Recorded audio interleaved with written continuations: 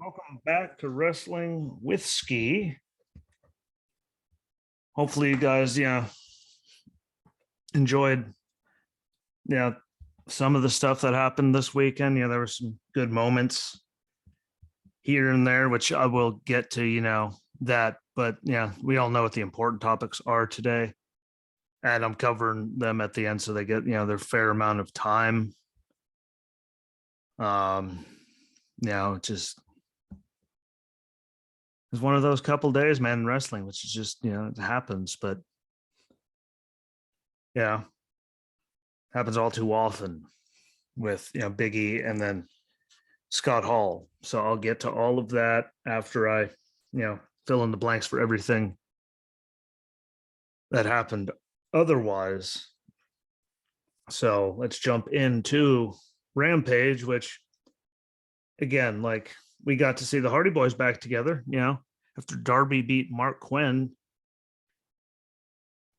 who's part of, Private Party. And after he was done, there was him and Sting, and out came the AFO because the Andrade family office, because everyone went with him, and they go like they're gonna attack, enter the Hardy Boys on the stage.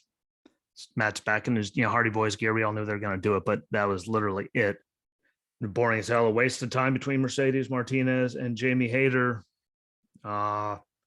Keith Lee being wasted on QT Marshall, and then getting attacked by Powerhouse Hobbs and Ricky Starks, from Team Taz, throwing him into that. I think he deserves better than that. No offense to Powerhouse Hobbs or Ricky Starks. I just think that with his experience and what he can do, Keith's more talented than those guys. Could he help them? Yes, but I just don't like it. I mean, at least it's better than QT Marshall, I suppose. Swerve, debuted and won his match against Tony Nese. I had the volume so low I couldn't tell. I heard some cheers, but that wasn't the most impressive thing. And if they're curious as to why they got under 500,000, the audience of less than 500,000 for Rampage, it's because it's literally just what was the point? What was the point? What was the point? What was the point? What was like, that's all it was. A bunch of what the hell's the point of this? What is anyone going to get out of it? What the hell is going on? They don't have to like it. It's the way it is. They just throw so much random stuff together a lot of the time.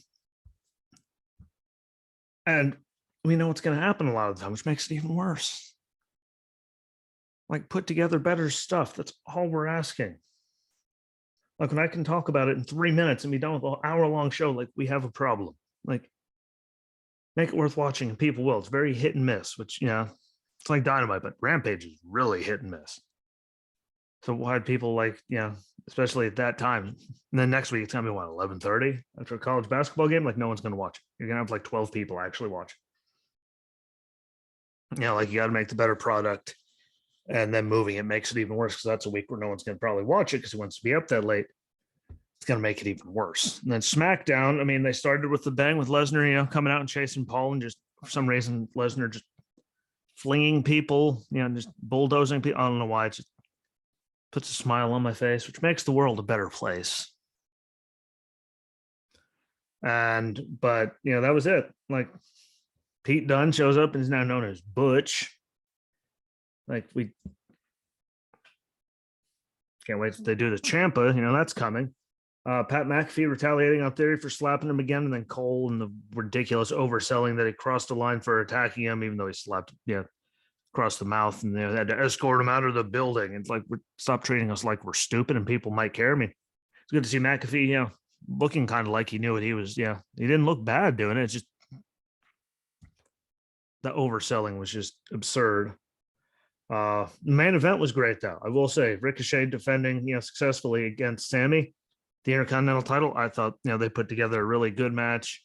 Again, the IC title won't be involved in Mania. This opens it up for Ricochet to have a match against someone. Hopefully they pick someone really, really good, because he can have great matches with, just about anyone. Just got to see how they're going to play it out, because we literally have, like 10 minutes until WrestleMania. So, they only have a couple of weeks to figure it out, so they better figure it out and fast. But, he got a successful, defense in. Sammy can move on to the Johnny Knoxville thing. I don't know what they're going to do with it all. I think, you know, they're putting way too much stuff together last minute to me. Like we shouldn't be figuring it out like the week of WrestleMania, which we might as well be doing. So, yeah, I don't like it because of that. But as long as they pick someone right, we all know what Ricochet can do. And we've seen him have great matches with smaller guys, bigger guys, Sheamus and the Drew McIntyres of the world. Like he can have matches with anyone. As long as they don't pick anything stupid, I'll be okay with it. That's only if they don't pick anything stupid and do anything stupid, which we all know they have a very hard time not doing something stupid. Just ask, Gunther, Butch. They did carrying Cross. Like I don't know why. Like they get them there. They were doing so good. Triple H's guys, and then just kills everything. So, yeah, it's just really a rough. Again, that was good. There was even dumber stuff, like everything between McIntyre and all of them. Like that was dumb. Like that was just a waste of a segment. Getting the Viking Raiders attacked from behind again, like that's just dumb and all that. Like, what's the point of having them there? So there's a lot of just dumb. Thankfully, Brock Lesnar flinging people all over God's creation in the main event made it good. I think they took away from the main event after having that done. And Charlotte and Ronda had steal the thunder of it and be the one that's theirs. They're going off as they're fighting each other, in the back of the building, like parking area and like just normal stupid stuff. And I thought the main event was far superior over how dumb that was, and it should have been the main event. I thought it was a waste. Like it stole the thunder of something that was really, really good. Like Charlotte doesn't need that spot all the time. They could have done that before, during. Like it was just stupid. But overall, I thought there was some stuff. The Hardys together will be good in the long run with all the teams that work. I'll give them that. Ricochet and Sammy, good. McAfee, Theory, at least there was something there. Violent overselling, terrible. Lesnar fleeing people, good. It's just such a waste. And then it gets us to the big thing, the important stuff first. We'll get to that guy right there, Big E. And, broken neck, those two fractures. That's way more important than anything. What a bad couple. Like, just think about where he's been. From the New Day, they put him on SmackDown. He had the Intercontinental title run. They had everything happen with Apollo and Aziz, which then has turned into nothing from that. He goes over to Raw, with Money in the Bank, becomes champion, then has to dump it so quick to Lesnar, gets sent back over to be back in the New Day, which they weren't even calling like the New Day. It was Big E and Kofi Kingston. But like to be back with Kofi doing that right away. Now he's got a broken neck. Like, think about the emotional ride. I mean, everyone said he was still positive, but just think of the emotional ride that has to be. Go from being in one of the greatest factions ever to Mr. Money in the Bank to champion, from champion all the way back down to, wrestling the tag team with them like immediately. And now this. And, I always thought Ridge Holland was moved up way too early because he trained for he's there for like 10 minutes. Granted, he was working before he got on TV. He's down in NXT. It didn't look the greatest. He got injured. He came back. And that just didn't look good. Anyone that saw it, I have it on my phone, but you won't be able to see it. Like over there on the screen, it's just, too small. But that was butt ugly. And again, these things happen all the time. Just look at, look how much everyone has to say about Owen in the ring, and he broke Stone Cold's neck on Sunday. I mean, this simple bump with, D'Lo and Draws like paralyzed. Like, these things do happen. I just thought that I said it like forever. I thought they moved him up, too soon.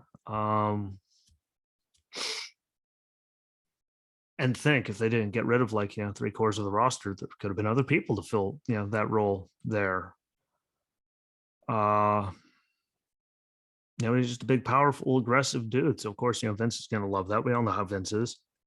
But, you know, thankfully he doesn't need surgery and he can move everything. And everyone that saw him, between Drew, Becky talking about it, everyone said that he's super positive, and people and Drew went and saw him and said that he is very, he's still same Big E. So that's good. He doesn't need surgery, which is also really good. I mean, he got lucky. I put a lot of that on how good a shape he got himself in, because he's been there for a while. So it's not like he's the youngest guy on the planet, even though he's still very young. I mean, you got to think back. He was back there in FCW when he was doing the 5 count thing. I mean, was Ziggler and AJ back. I mean, like, he was all over the place.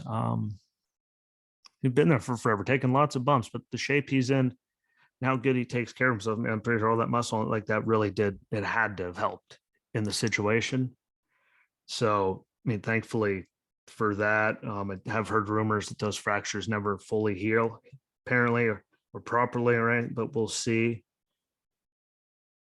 We all wish him a speedy recovery, no matter what you think about, the New Day. Like, that was scary. Like, when you watch it, like, that was terrifying.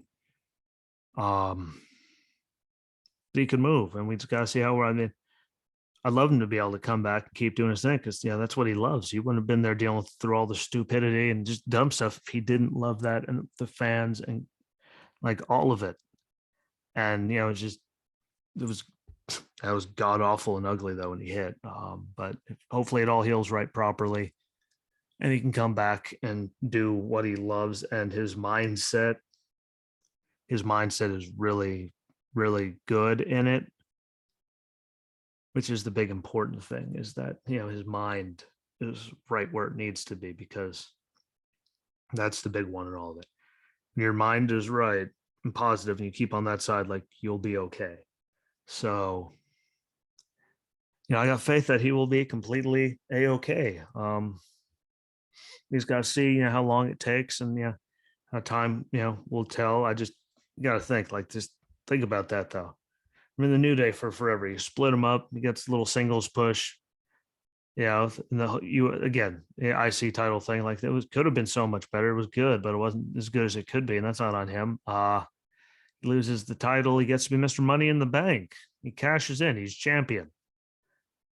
And then, like, in 5 seconds, it went like, boom, title's gone. Boom, you're back on SmackDown. Boom, you're in tag team, and now your neck's broken. So that's just been a wild ride for a couple months here now. So hopefully, the best for him. Which gets us on to the more depressing part, which is, Razor Ramon, Scott Hall, whatever the hell you want to call him. We all saw it. I mean, the post there that, Kevin Nash put out there, but stating Scott's on life support. Once his family is in place, they will discontinue life support. I'm going to lose the one person on this planet I've spent more of my life with than anyone else. My heart is broken, and I'm so very effing sad. I love Scott with all my heart, but now I have to repair my life without him in the present. I've been blessed to have a friend that took me at face value, and I him. When we jumped to WCW, we didn't care who liked or hated us. We had each other, and with the smooth Barry Bloom, we changed wrestling both in content and pay for those a lot that disliked us. We were the outsiders, but we had each other. Scott always felt he wasn't worthy of the afterlife. Well, God, please have some gold-plated toothpicks for my brother. My life was enriched with his take on life. He wasn't perfect, but as he always said, the last perfect person to walk the planet they nailed to a cross. As we prepare for life without him, just remember, there goes a great guy. You ain't going to see another one like him. See you down the road, Scott. I couldn't love a human being any more than I do you. Again, whether you know him as, the bad guy, Razor Ramon, Scott Hall. You remember him, doing stuff right there with those guys, creating the NWO and all of that. Whether it's ladder matches or,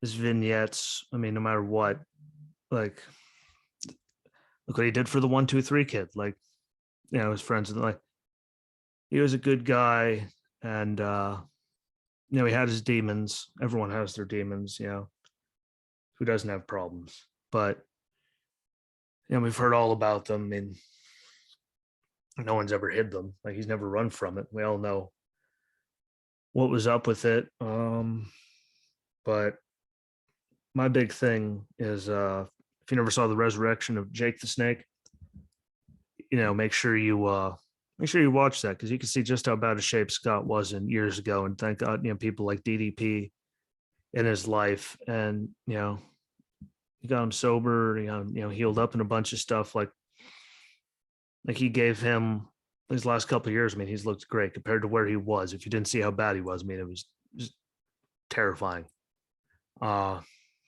He got him on the path, and he got him healthy. And look at all this, we see him, made to the Hall of Fame, see him on all, documentaries and Dark Side, like, or The Ring and all this stuff. Like, you see him doing stuff, and like, he was out and moving and sober, and at least he got to go down that way, and he got to enjoy his last couple years, healthy and not, on such a just dark path. And thank God for him.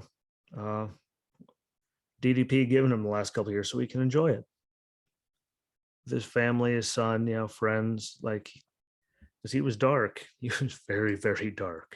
But friends like Dallas, like, he helped him get out of it. So he'll be missed. The wrestling world's going to lose a good one. And thanks for the memories. And I'm pretty sure that goes from everyone here at the Wrestling with Ski family. He was a really, really, really, he was one of a kind and very unique. And he'll be missed. He will be. Like, the world, of wrestling will never be the same with that. And just the way the whole week went, like, we didn't need that. But